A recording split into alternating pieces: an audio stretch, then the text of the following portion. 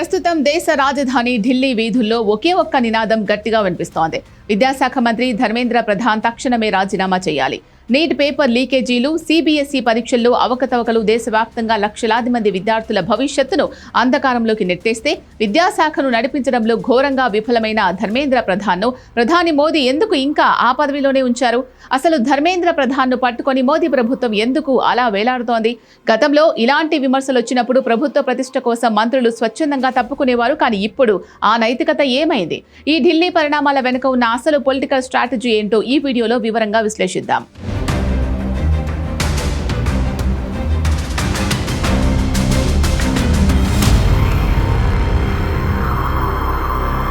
ఒకప్పుడు భారత రాజకీయాల్లో నైతిక బాధ్యత అనే ఒక గొప్ప సాంప్రదాయం ఉండేది. 1956లో తమిళనాడులో జరిగిన అరియలూర్ రైలు ప్రమాదానికి నైతిక బాధ్యత వహిస్తూ అప్పటి రైల్వే మంత్రి లాల్ బహదూర్ శాస్త్రి తన పదవికి రాజీనామా చేశారు. స్వయంగా నెహ్రూ గారు వద్దంటున్నా ఆయన వినలేదు. అలాగే 1993లో వరుస విమాన ప్రమాదాలు జరిగినప్పుడు అప్పటి పౌర విమానయాన శాఖ మంత్రి మాధవరావు సింధియా తప్పుకున్నారు. వాజ్పేయి హయాంలో గైసల్ రైలు ప్రమాదం జరిగినప్పుడు నితీష్ కుమార్ కూడా రాజీనామా సమర్పించారు. ఈ మంత్రులెవరూ స్వయంగా వెళ్లి ఆ తప్పులు చేయలేదు. కానీ తమ శాఖ పరిధిలో వ్యవస్థ విఫలమైనప్పుడు ప్రజల్లో ప్రభుత్వ ఇమేజ్ పడిపోకుండా కాపాడడానికి, నైతికతను చాటడానికి వారు పదవులను తృణప్రాయంగా వదిలేశారు. కానీ నేడు ఢిల్లీలో జరుగుతున్నది ఏంటి? లక్షలాది మంది విద్యార్థుల జీవితాలతో ముడిపడిన పరీక్షల వ్యవస్థ చిన్నాభిన్నమైతే నైతిక బాధ్యత ఎక్కడైనా కనిపిస్తోందా అనే ప్రశ్నలు వస్తున్నాయి. ప్రస్తుతం ఢిల్లీలో పొలిటికల్ హీట్ పీక్స్ కు చేరింది. యువత నేతృత్వంలోని సిజేపీ ఉద్యమకారులు, ప్రతిపక్షాలు పార్లమెంట్ లోపల బయట ధర్మేంద్ర ప్రధాన్ రాజీనామా కోసమే పట్టుబడుతున్నారు.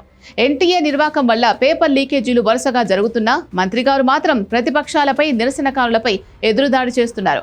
నిరసనకారులను తీవ్రవాదుల బి టీం అంటూ ఆయన చేసిన వ్యాఖ్యలు మంటల్లో మరింత నెయ్యి పోశాయి. ఇక్కడ ఒక విచిత్రమైన ఐరనీ ఏంటి అంటే, ఇదే ధర్మేంద్ర ప్రధాన్ 1997లో ఒక స్టూడెంట్ లీడర్గా ఉన్నప్పుడు ఒడిశాలో పేపర్ లీక్ కు వ్యతిరేకంగా తానే స్వయంగా పెద్ద ఎత్తున ఆందోళనలు చేశారు. పోలీసుల లాఠీ దెబ్బలు కూడా తిన్నారు. మరి నాడు విద్యార్థుల పక్షాన నిలబడ్డ అదే నాయకుడు నేడు దేశవ్యాప్తంగా విద్యార్థులు రోడ్డెక్కి నిరసనలు తెలుపుతుంటే ఎందుకు స్పందించడం లేదు? రాజీనామా ఎందుకు చేయడం లేదు అనే చర్చ సోషల్ మీడియాలో విపరీతంగా సాగుతోంది.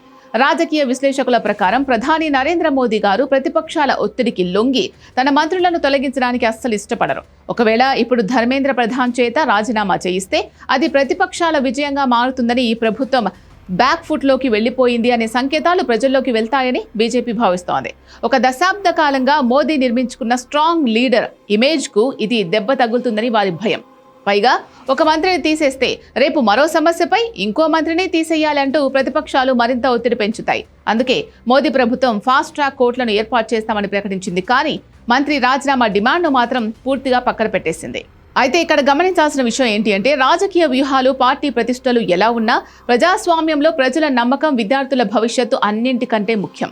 వ్యవస్థలు ఫెయిల్ అయినప్పుడు పాలకులు నైతిక బాధ్యత తీసుకోకపోతే రేపు దేశ భవిష్యత్ అయిన యువతకు ఈ వ్యవస్థల మీద గౌరవం ఎలా ఉంటుంది?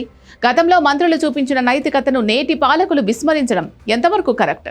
ఢిల్లీ వీధుల్లో న్యాయం కోసం పోరాడుతున్న విద్యార్థుల గొంతును ప్రభుత్వం ఎప్పటికి వింటుంది?